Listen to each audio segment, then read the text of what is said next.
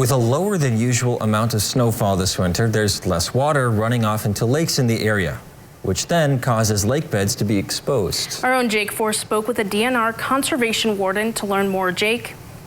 Dan and Jessica, with many area lake beds exposed, some recreators have used it as an opportunity for mudding and riding their ATVs or UTVs. The problem with this, however, is that these parts of lake beds are where many species need these areas to live and reproduce. I spoke with a DNR conservation warden who covers the rainbow flowage to learn more about the damage being done and what can be done about it.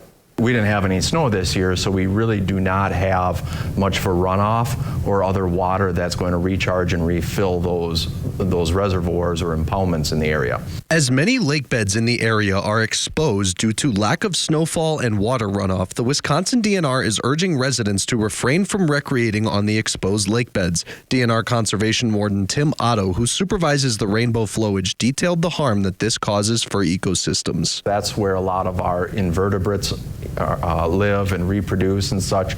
Our amphibians, so things like frogs and turtles. When the water comes back up, we need to have that habitat undisturbed. Otherwise, those animals may not come back and our habitat will be degraded. Otto said he hasn't personally caught anyone mudding or using ATVs on exposed lake beds, but said the damage is visible at both rainbow flowage and other lakes in the area.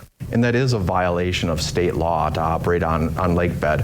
Whether there's water over the top of it or not, it doesn't really matter. Otto is also reminding residents that while there is no criminal penalty for operating on lake beds, the fines can be steep if you get caught. Most of our citations start at about the $200 mark, and we can also, in this case, because of the damage to the actual natural resource, we can also request restitution, which that could look like, that could get very expensive for somebody.